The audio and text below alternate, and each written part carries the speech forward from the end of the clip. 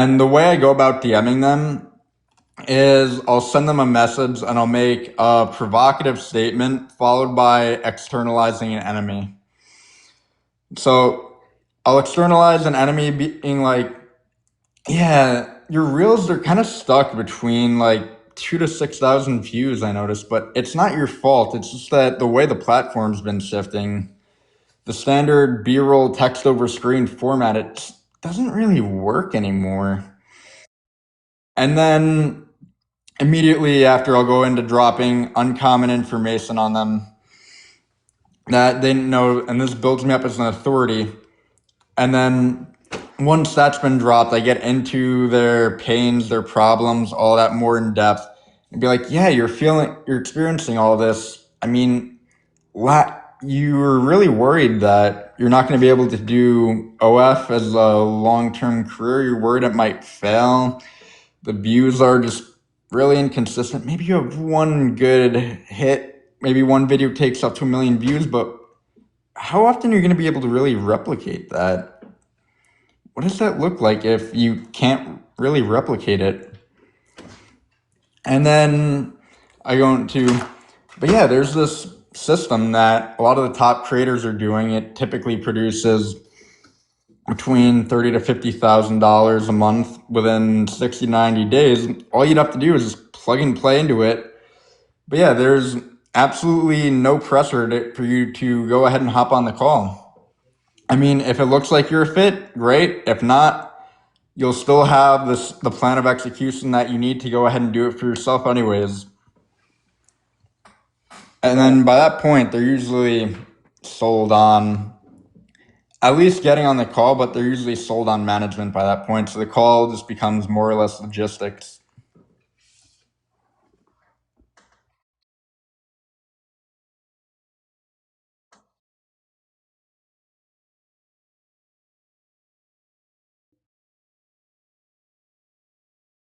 Yeah.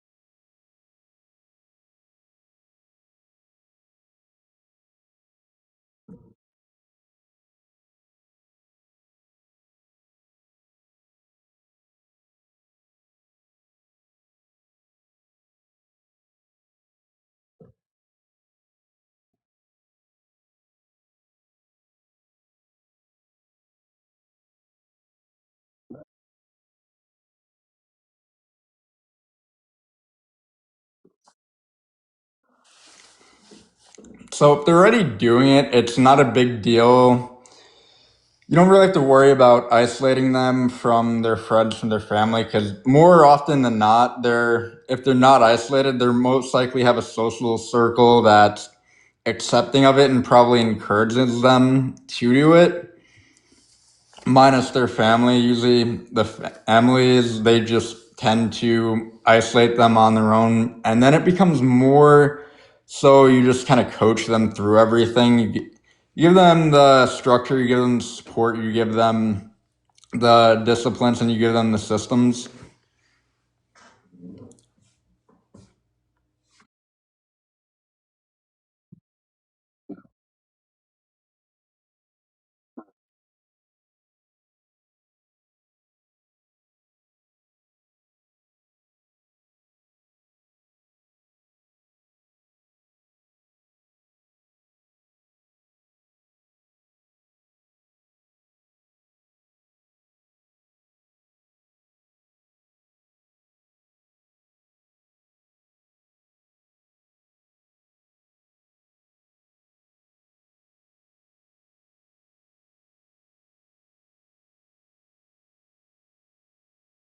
You can, it's just OF is just the best way of monetizing it. But yeah, the what happened?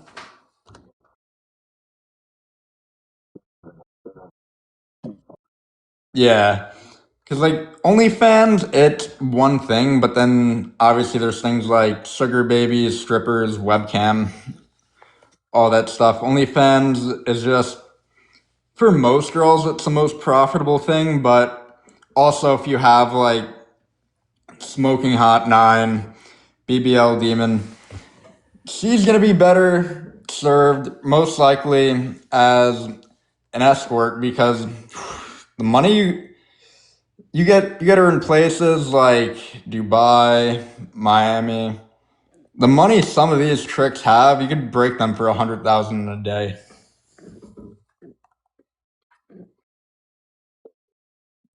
What happened?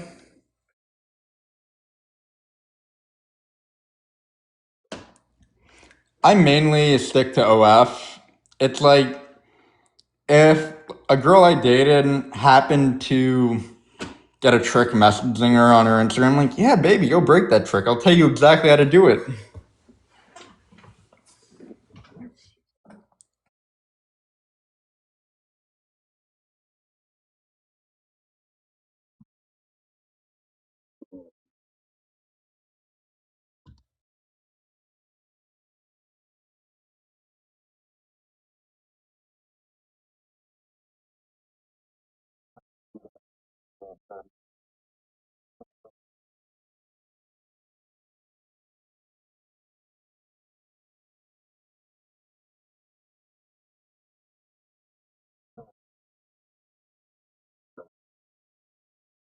Yeah, so what we do is we hire chatters that are at least proficient in English. Usually they're from somewhere like the Philippines or Lebanon or Africa. We hire from anywhere in there. We usually pay them between 5 to 15% commissions on every sale. On top of that, they usually do get a base pay of like $2 to $3 an hour. And basically, what we do is we go ahead and train them to essentially just be sales demons and extract as much money as possible. With the customers who are actually subbing in, they're usually either really simpy, but honestly, a majority, like 90% of men, act exactly like the OnlyFans subscriber. So, like, I'll give you an example of what I do when a sub comes in. Is I'm immediately gonna go ahead and be like, "Hey, can I tell you something crazy that just happened?" And once they say, "Yeah," like I just need someone to vent to really quick. So, long story short, I got into this huge argument with my family a few days ago. They found out what I was doing, and I just take a flight home that cost the rest of my money. Then they'll be like, "Oh my god, yeah, now I'm not. Now I'm worried about how I'm gonna be able to make rent in the next 2 weeks. I just don't know what to do. Is there anything that you could think of?" By now, their heartstrings are pulled. A fake vulnerability loop has been placed on that. So now a sub who would previously have been transactional and probably tried to bargain for $20 pictures and videos. He's now coming out spending his entire $500 paycheck on helping with imaginary rent.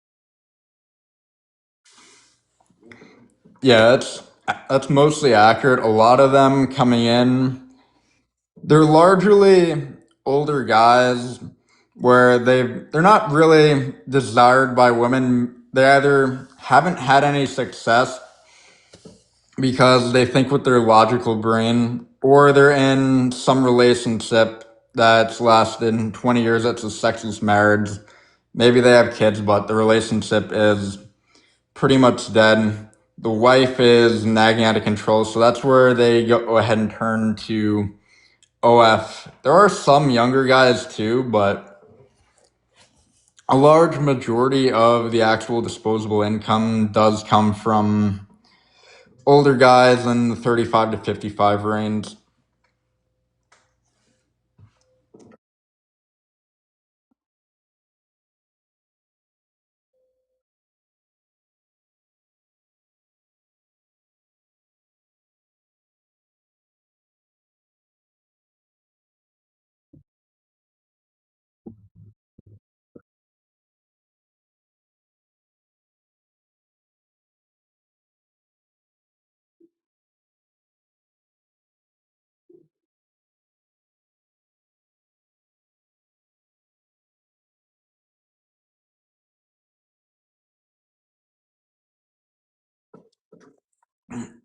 Yeah, so what we do is we're not actually selling that much sexuality. I mean, there is a percentage of the buyers who just want sexuality, they just want pictures. And I have things optimized for that with paid pictures on the feed, but a lot of them, they want sensuality, they want the experience. And that's how you charge a lot more than if you're just sell a picture because you give them the experience, you make them feel as if they're really with the girl that they want.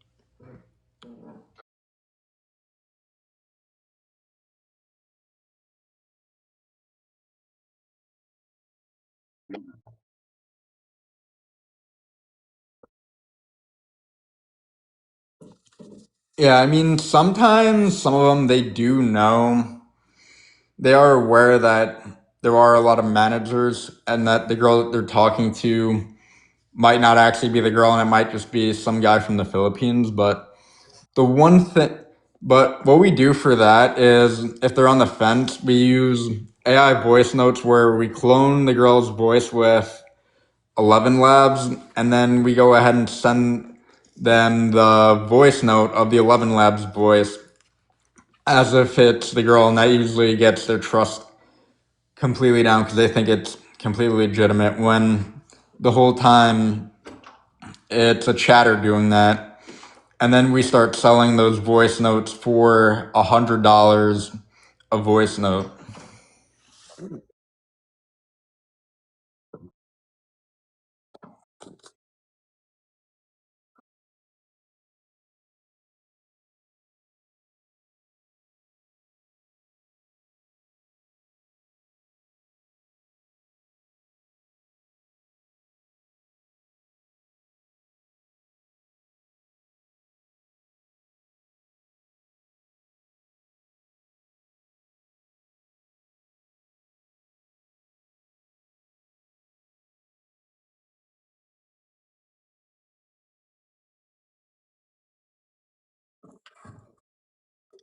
Yeah, so the way I do it is when I start a creator off, like I'm starting one off now and I'm going over a content plan after this. What we'll be doing is have them make 3 reels a day and film enough content for 3 videos a day to start. Once we get the data on how that's performing, we can go ahead, up those videos, we pick the winners, we go to 6 videos a day, and then we can begin repurposing content by just changing small little things and just rinsing and repeating the winners of that.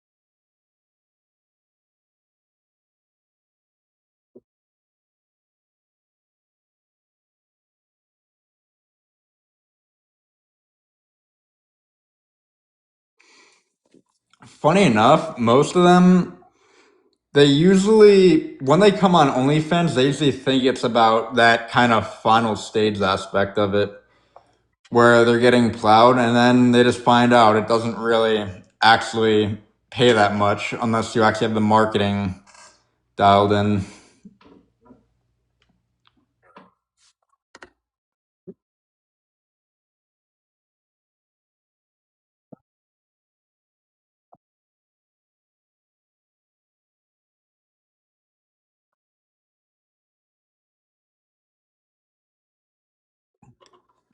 So before, it really ranges anywhere from like 500 to some have had 50,000 before. But in general, my ICP is women who are making between 10 to 30K a month already on OF, who are making it from Instagram and TikTok alone. So it usually ranges somewhere between there. Followers alone aren't the most accurate metric on how much a girl's gonna make. Also, what comes into mind is her brand and how that's established. But in general, some can have 500, but they usually are between the range of 10 to 50,000. And then after working with me, they usually get to 200 to 300,000.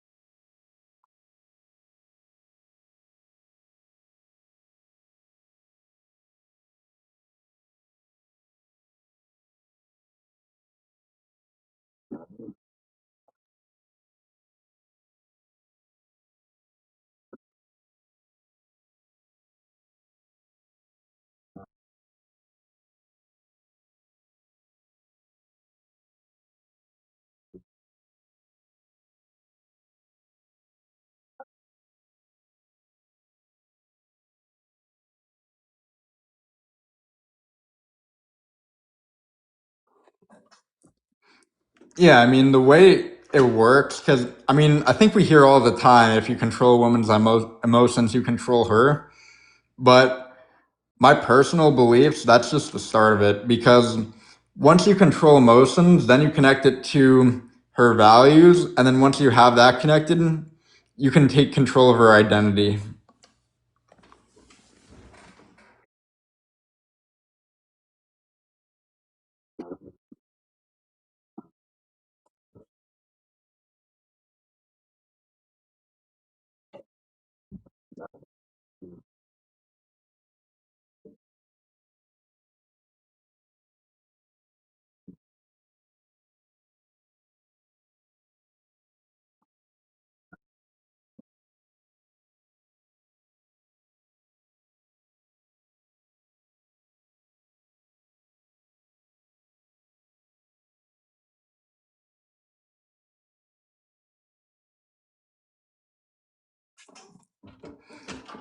Yeah, I mean, what's interesting is a lot of the times these girls, they just want validation. They just want to feel like they're pretty and that people actually like them.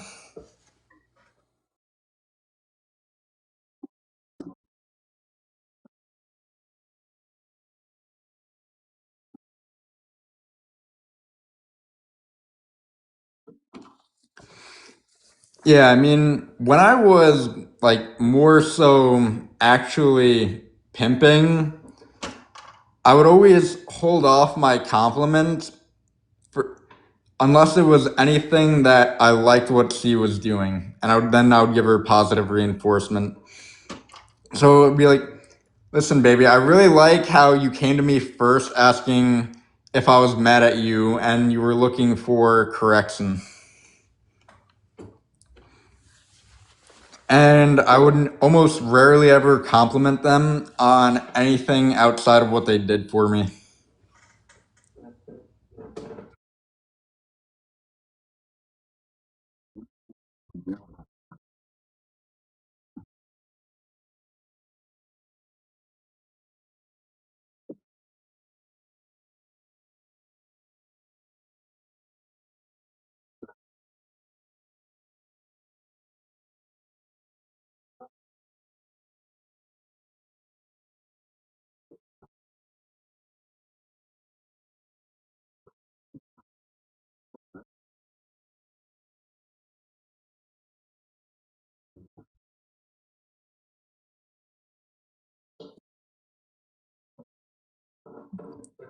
Yeah, exactly. You almost gotta downplay money and downplay its importance with women, because the one thing I noticed is the more they start to find out that you make how much money you make, the more they expect things from you. Where that same girl that she would just come over whenever, she would just be happy to be in your presence and get your dick.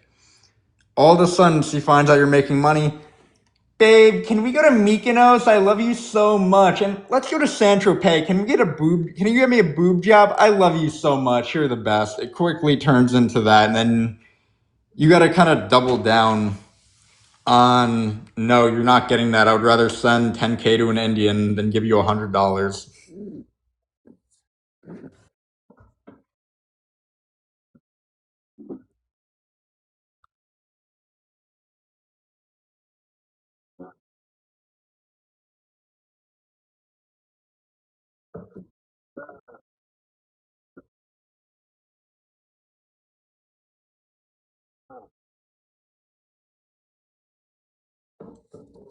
Honestly, I feel great. I love what I do. And my mission is to make pimping prestigious again, because if you look at like the old school OG pimps like Pimp and Ken and all those, back then there was some prestige about the pimping. It was like you were selected to be a part of it and that you were happy to be a part of it. Girls would happily pay their choosing fees. There wouldn't be much complaining, or if they did, I mean, they would set them straight. But I think pimping, it gets a bad rap today because a lot of people, they throw it around like a buzzword. They automatically assume that it means violent and grape and all that kind of stuff. But really, the pimping, it's positively inspirational and motivating people. You're really, what we're doing is we're motivating these girls in the best way that we possibly can, inspiring them to be their best selves and recognize their value.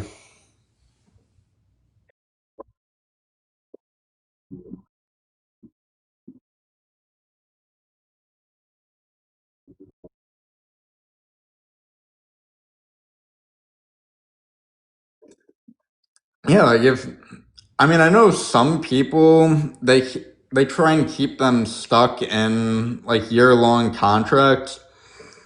And I mean, multi-year contracts, they do have a place, especially if you're investing heavily into distribution and the clipping side of it, where you're spending multiple tens and hundreds of thousands a month on a certain creator for the sole purpose of blowing up her up. Then yeah, it makes sense to have fully airtight contracts that she can't get out of. But if you're just running it regularly, what I do is I just give them 2 weeks to 60 days so that we just kind of have enough time to offboard everything and get ready for that revenue dip that's coming and replace it with a new creator.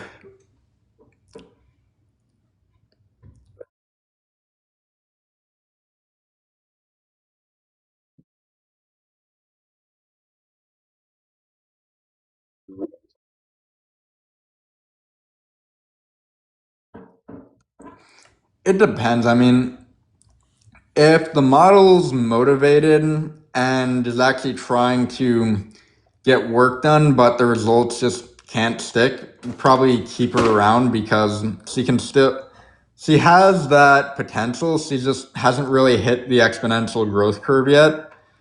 Versus if it's a model that's just lazy, doesn't want to do anything, and can't be motivated, then you just cut her.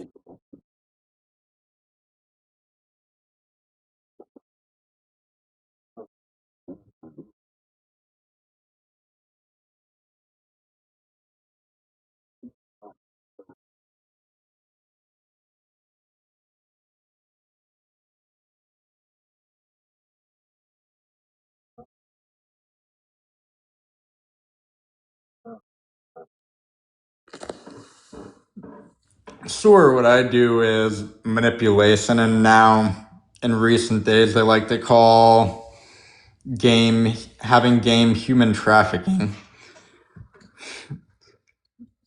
Sure, it's manipulation, but really what I'm doing is I'm bringing them to be the best versions of themselves. So is it really a bad thing if I use manipulative language and I use a bit of NLP to go ahead and essentially get them to be the best version of themselves, produce the best content, and essentially give them the life that they wanted to live? I'm just helping them do it.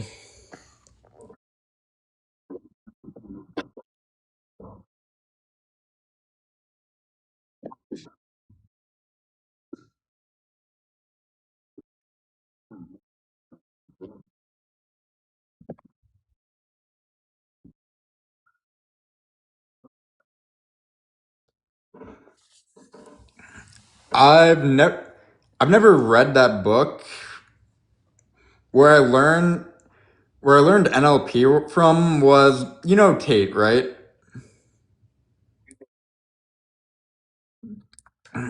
You know who Andrew Tate is? Yeah, I learned NLP from the guy who was his head of sales and marketing from 2021 to 2023. So that's where I learned it from. Who, Ellie?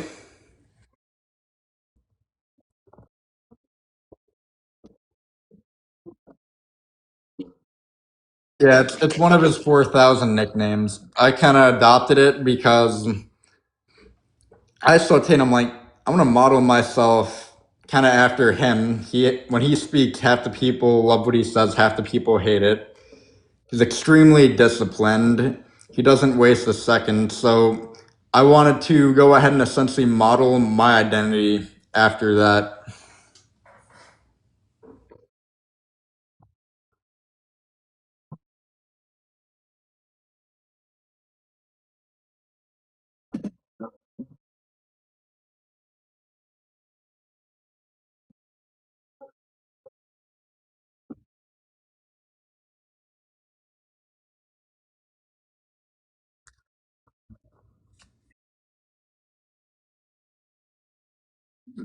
So I don't live with them. They live all on their own. If I lived with them, that could probably easily turn into a bit of a human trafficking charge, which I want to avoid. And also, living with them, it does cost money. So they live on their own. I live on my own. Maybe, let's say I wanted to go out, maybe I would ask them if they wanted to come fly out, have fun. But I usually these days, I keep everything with the models strictly platonic. And then I kind of just send them all the content requirements, everything that they need to get done. They do it, and then every day I go ahead and give them daily feedback, what's going well, what's working, what needs adjustment and tweaking. And then they get that done, we get the feedback, things improve, and then they essentially get positive reinforcement from seeing that ad improvement, regardless of how small it is.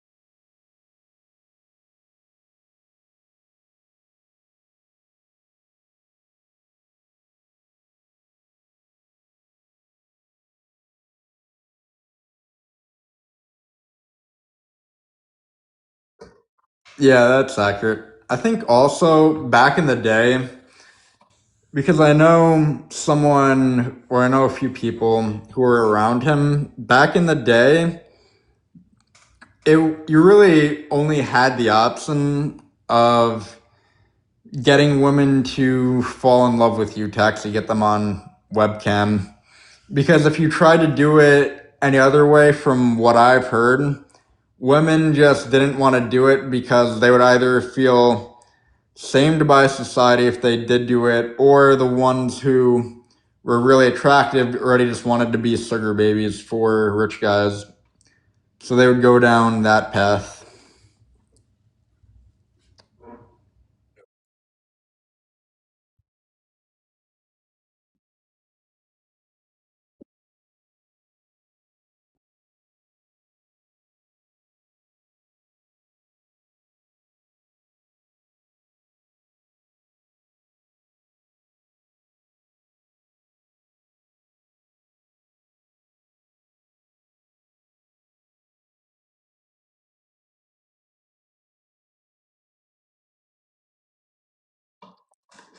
Yeah, I mean, I don't think I would copy directly everything, but I can see the parts that I like, the parts that I dislike, and then I take the parts that I like, implement that, and then maybe someone else has something else that I think is really good. I take that, I implement that.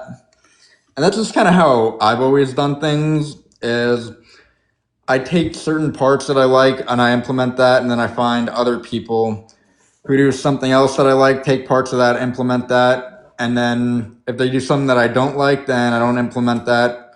And with all that implementation, it gives me data and it gives me feedback over what's working, what's not working.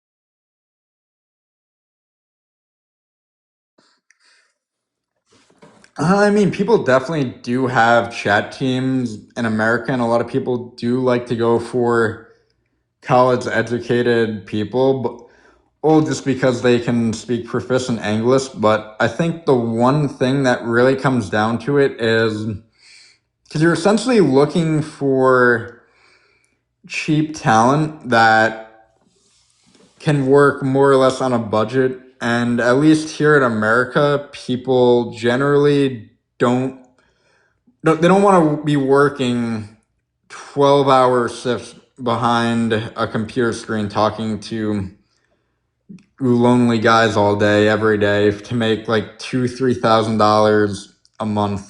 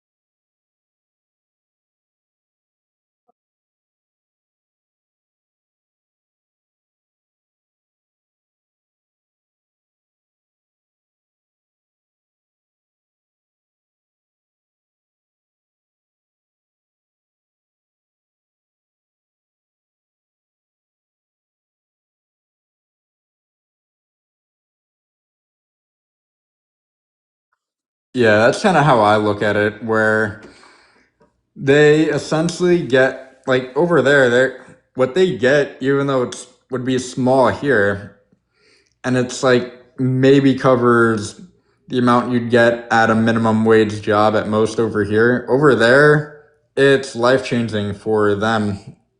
And for us, we're essentially getting the same level of talent most of the time for just 80% cheaper.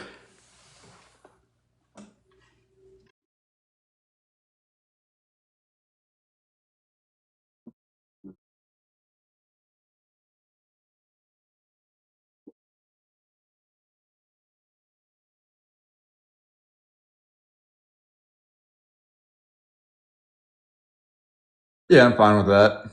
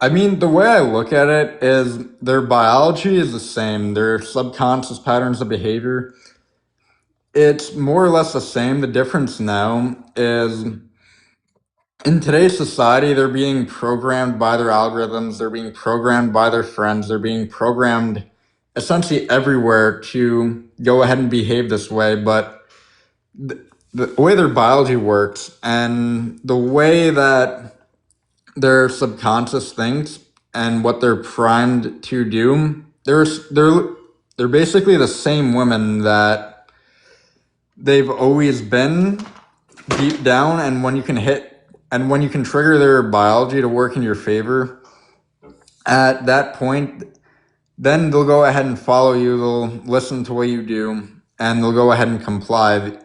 The issue is that now dating has gotten easier and more difficult at the same time.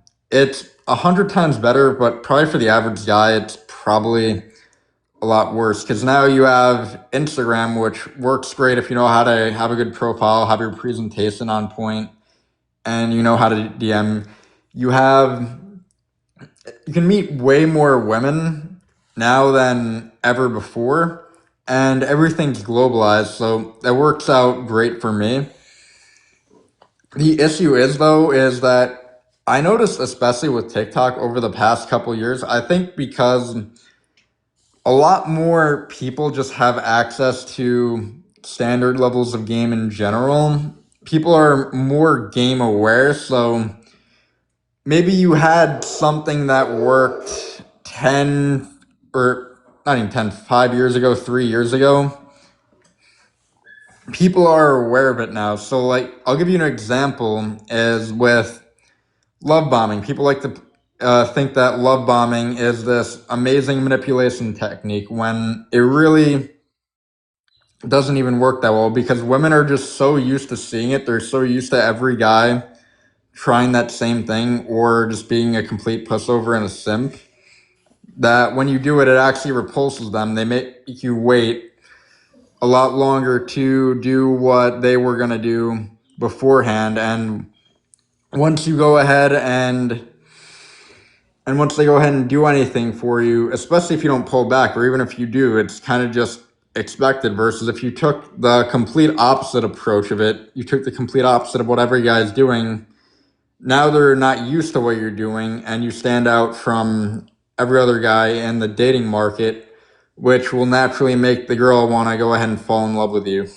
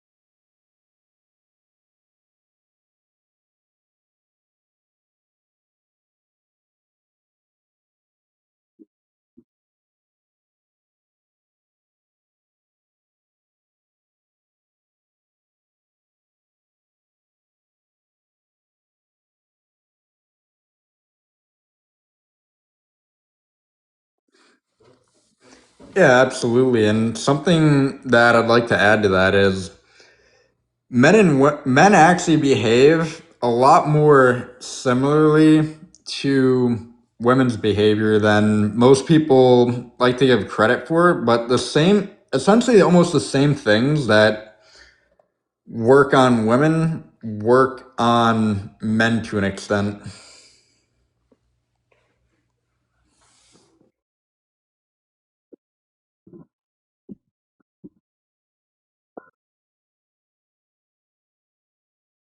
I mean, I would say it's kind of easy to do it on both, but the difference is with men, they can be sold fake femininity.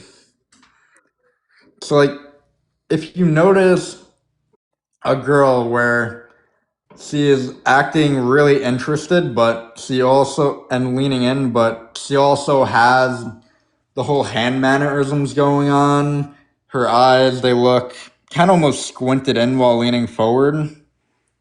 Oh, that's a broad that's gonna take. That broad's trying to take you to the cleaners. That's a shark displaying fake femininity versus it when she's truly in her feminine. She almost sounds like a giddy little kid.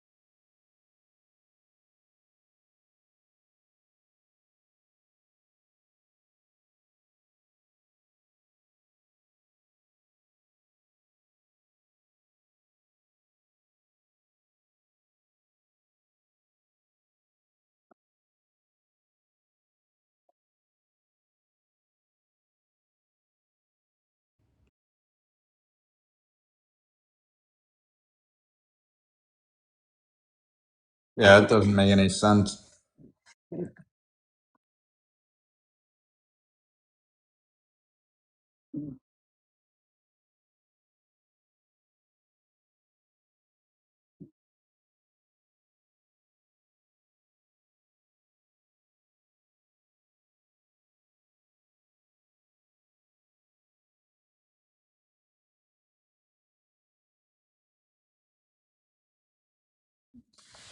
Yeah, so there's two things that matter with women, and that's how they look and also their mannerisms. If those two things are on point, that's kind of all they need. But I wanted to add something about the masculine women, particularly with, like, let's say me, for example. Personally, I love an argumentative, rude bitch because what? Because there's just something so primal, and it just makes it so satisfying when you break that rude, arrogant, egotistical behavior out of her.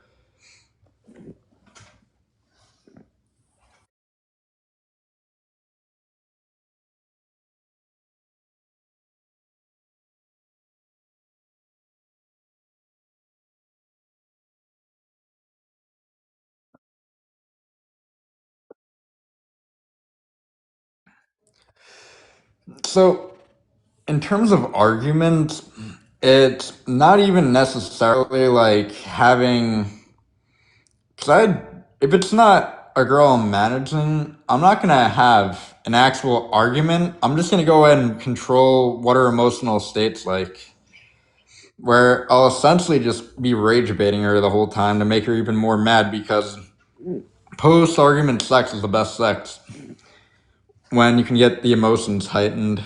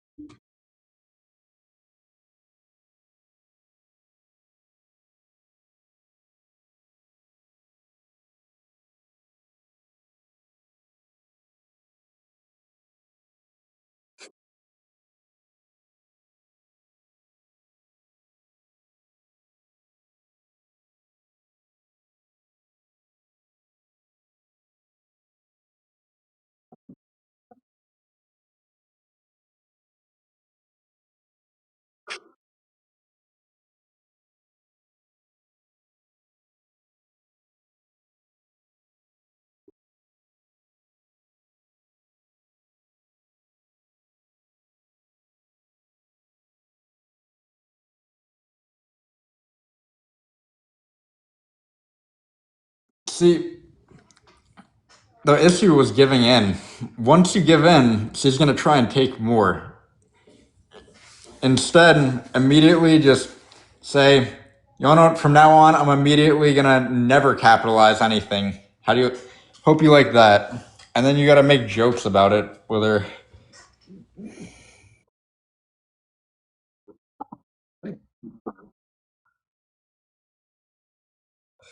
See, when you don't bring enough drama and emotional stimulation to women naturally, that's what they're going to go ahead and try and do. And they'll just try and make arguments and fights essentially out of nothing because they're drama addicted. They need that drama in their life to fuel them.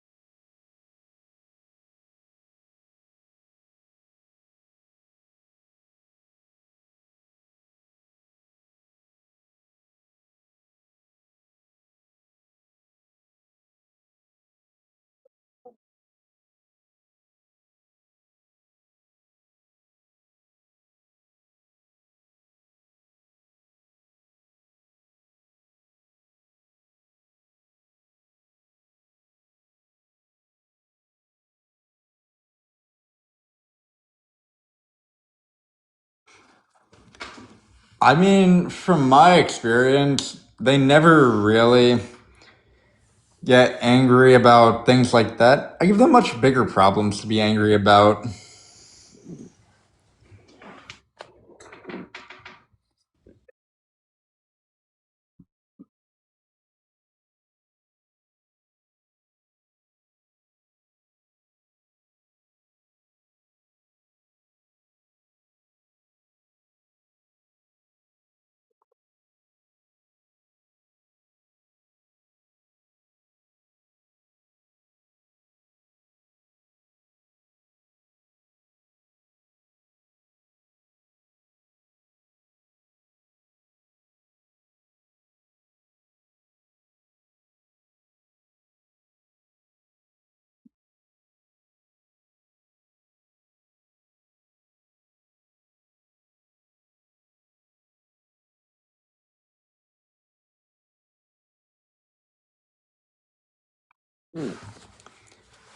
So, what I would tell them is to basically, you look at every other guy, what do? They simp. Where has simping ever gotten you in your life? Look back at the timelines. Look back 3 months, 6 months, a year, 2 years, 3 years. Notice the pattern. The more affection you showed her, the worse you got treated because the more she became used to it. And then, in terms of lust, yeah, I mean, look at how you're essentially getting finessed for your attention. Look at how that woman knows that she can just watch the last 10 interactions you've had with women. Notice how, as soon as it becomes clear that you might like them, they almost start dangling a carrot in front of you, and then right when you think you're right there, they pull back and they get you to chase even harder.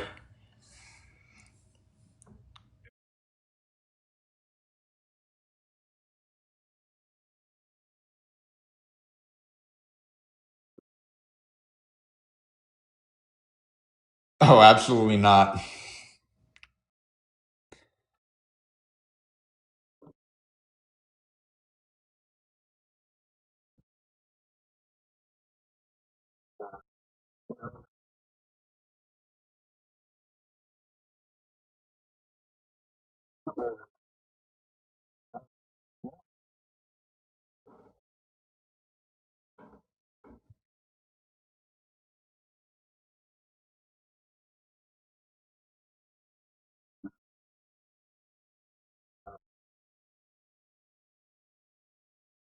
So the way I kind of look at it is, it's really this easy. It's this easy to finesse them. Oh my god, this is pathetic. And I look at it like it's on them. Like, you know you shouldn't be doing this. I don't even see how this is even pleasurable for you. How do you? I don't even know how you get off to just some random videos with text. I mean, one thing if it's an Instagram, like an actual nine with a fat ass, perfect X figure, great lip filler, jet black hair that you just get are thinking about. That's one thing, but you're on OF. How do you even get off this? Because I'm like, I see this, I see all this content too. It does not turn me on. If anything, I look at my models like they're daughters that I have to protect and grow.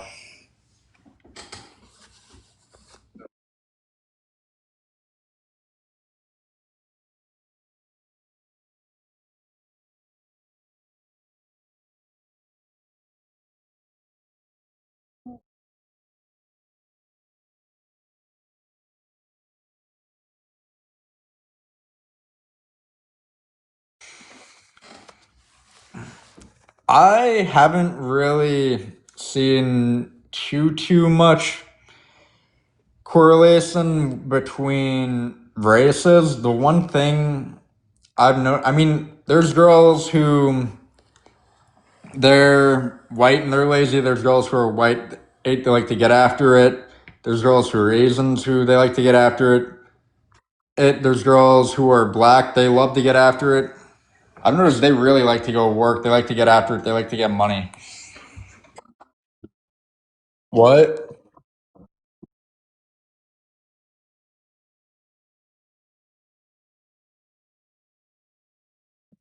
Yeah, pretty much.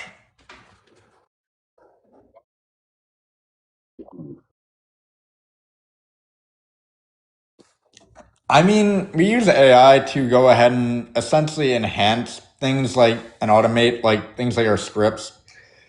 Basically, like a lot of the content production, most of that, at least with the script writing, that can be done with AI. There's certain things I use it for. I don't really use it for too much else. Other than that, I find everything else is largely just overhyped with AI.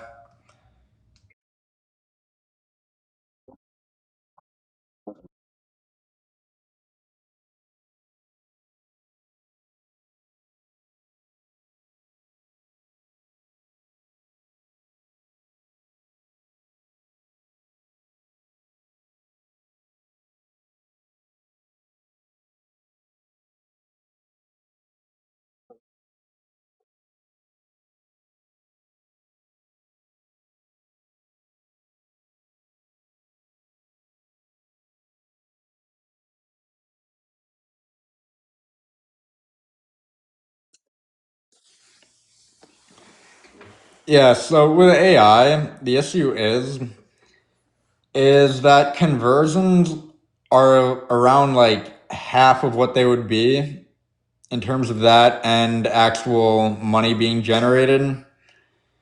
It at the even if you're really good with AI, it's half of what it would be with a regular creator. And then on top of that, actually generating the content. I mean, I've seen some people actually be able to generate good content with AI, but for the most part, it's largely just generations of girls doing basic dancing B-roll trends, which it's not really going to do too well. And the whole thing with AI is that you have to essentially just brute force it, which in the current landscape, it doesn't really work too best if you're just brute forcing an attractive woman dancing to some trending audio with B-roll footage 10 times over.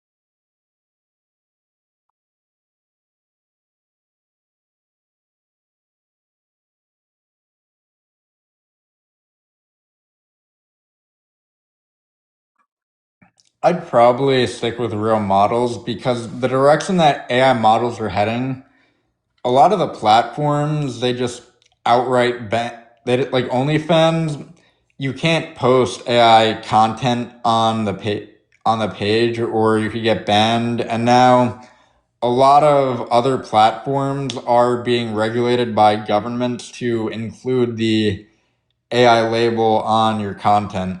So if you were to post a photo of an AI model on the actual page, like FanView, for example, it automatically gets labeled as AI content.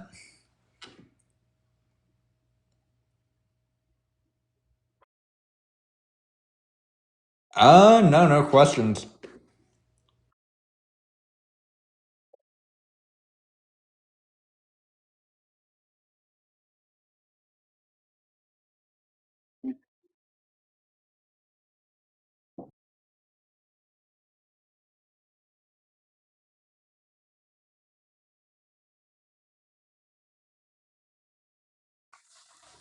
Oh, yeah, that sounds good.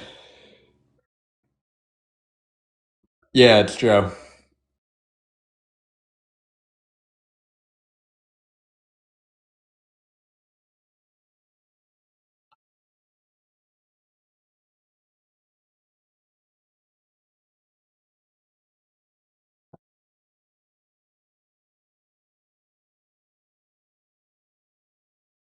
Yeah, it sounds good. Thank you for having me.